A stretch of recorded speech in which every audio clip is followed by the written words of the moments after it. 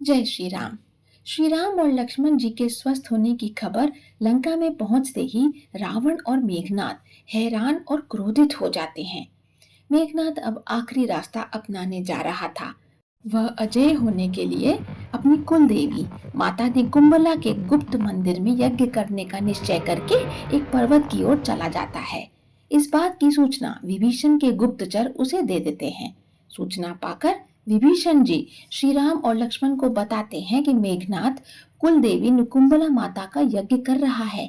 मेघनाद को ब्रह्मा जी ने एक वरदान दिया था कि जब भी वो इस यज्ञ को पूरा कर लेगा तो उसकी ज्वाला से एक दिव्य तथा अजेय रथ प्रकट होगा। जब तक इंद्रजीत यानी मेघनाद उस रथ पर चढ़कर युद्ध करेगा उसे कोई भी पराजित नहीं कर सकेगा। इसलिए हे प्रभु, अगर हमने उसका यह यज्ञ संपन्न होने दिया तो उसे हरा पाना किसी के लिए भी संभव नहीं होगा। इसलिए कृपया करके मेघनाद द्वारा इस यज्ञ को पूरा होने से रोक लीजिए। ये सुनकर श्री राम ने तुरंत सबको बुलाया और कहा, हे भाइयों, सब लोग लक्ष्मण जी के साथ जाओ और जाकर यज्ञ को विध्वंस करो। वानर सेना जब गुफा में पहुंची तो उन्होंने देखा कि मेघनाद उस समय यज्ञ में आहुति दे रहा था। सबने बहुत कोशिश की कि यज्ञ रोकने की। फिर लक्ष्मण जी ने मेघनाद को चुनौती दी और फिर शुरू हुआ मेघनाद और लक्ष्मण जी के बीच अंतिम युद्ध।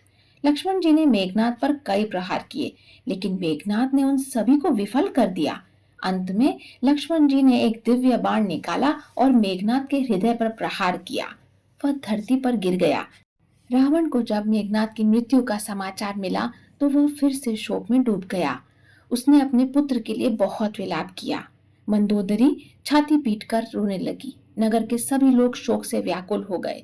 सभी रावण को बुरा भला कहने लगे। इस प्रकार कुंभकर्ण और मेघनाद के वध के बाद रावण अकेला रह गया और उसका अंत निकट आ गया था। हम फिर मिलेंगे आपसे अगली कहानी में। तब तक जय श्री राम।